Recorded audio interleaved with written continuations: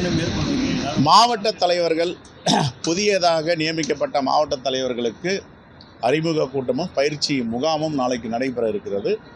எங்களுடைய அகில இந்திய காங்கிரஸ் கமிட்டி தலைவர் மாண்புமிகு மல்லிகார்ஜுன கார்கேஜி அவர்களும் எங்களுடைய பாராளுமன்றத்தின் எதிர்க்கட்சி தலைவர் திரு ராகுல் காந்தி அவர்களும் கலந்து கொள்ளுகிறார்கள். இந்த நிகழ்ச்சிக்கு கலந்து கொள்வதற்காக புதுடெல்லி செல்கிறேன். கூட்டணி பேச்சுவார்த்தை நடந்து கொண்டு இருக்கிறது. ரைட்.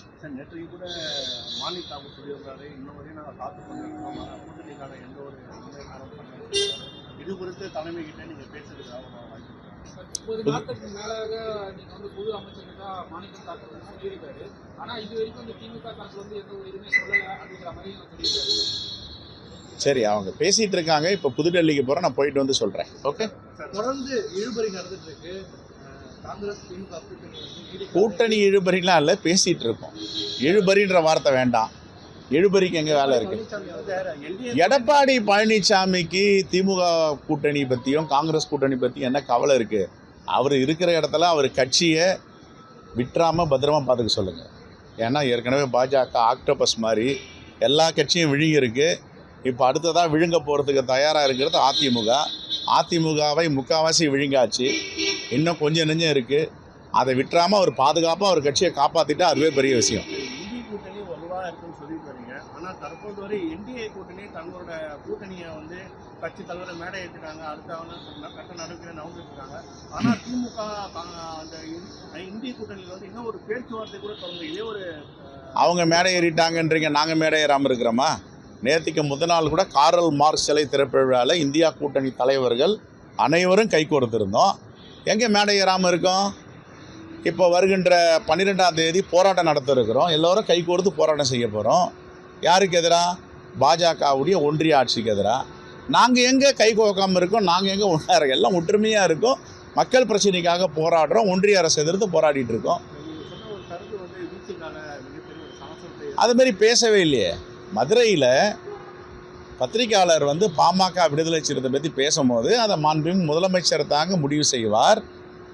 காங்கிரஸுக்கு பிற கட்சிகளுடைய பிரச்சனையில் மூக்க நுழைக்காது. ரொம்ப தெளிவாக சொன்னோம். ஒரு நியூஸ் சேனல் அதை தவறாக பதிவு பண்ணியிருக்காங்க. அதுமாரி சொல்லவே இல்லையே. பத்திரிகையாளர் சந்திப்பில் மதுரையில் அந்த வார்த்தையே வரல. அது இட்டுக்கட்டி பேசியிருக்காங்க. அதுக்கப்புறம் திரு பாலாஜி அவர்கள்கிட்ட எதுக்காக இது மாதிரி போட்டிங்க அப்படின்னு கேட்ட பேர் சொன்னார். இல்லைன்னா அது மாதிரி செய்தி வந்ததுன்னாரு. அதுமாரி எந்த காரணத்தையும் கூட்டணியை பற்றி பேசலை. கூட்டணின்னா மாண்பு முதலமைச்சர் முடிவெடுப்பார், அவர் தான் தமிழ்நாட்டுக்கு தலைவராக இருக்காருன்னு சொன்னோம். அது தவறான செய்தியை புரிஞ்சுட்டு அவர் தவறாக போட்டிருக்கார். அதுக்கப்புறம் மறுப்பு போட்டிருக்கார்.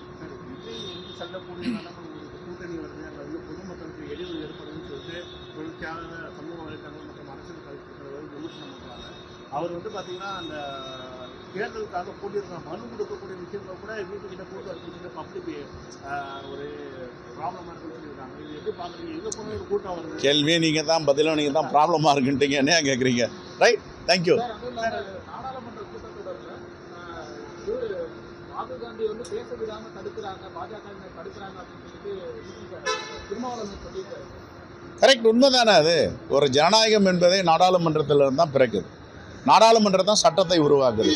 அந்த நாடாளுமன்றத்தில் விவாதங்கள் நடைபெறுவதற்கு அனுமதிக்கணும். அவருடைய கருத்தை கட்சி கருத்தை சொல்லணும். நாட்டு நடப்பை பற்றி பேசுறது நாடாளுமன்றம்.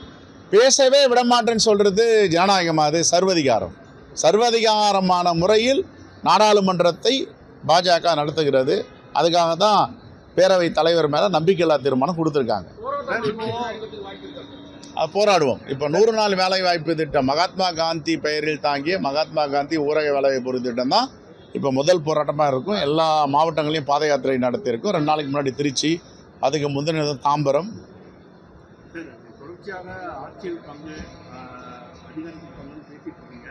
திமுக கூட்டணியில் இந்த பேச்சு உடன்படவில்லை எனால் அடுத்து காங்கிரஸோட நிலைப்பாடு என்னவா இருக்கு? நாங்கள் ஏற்கனவே தமிழ்நாட்டிலிருந்து அகில இந்திய காங்கிரஸ் தலைமைக்கு அதிகாரத்தை கொடுத்துருக்கோம். நீங்கள் தான் முடிவு பண்ணணும். அவங்க முடிவு பண்ணுறாங்க, அவங்க பேசிகிட்டு இருக்காங்க. கொஞ்சம் பொறுத்துங்க. Okay, thank you.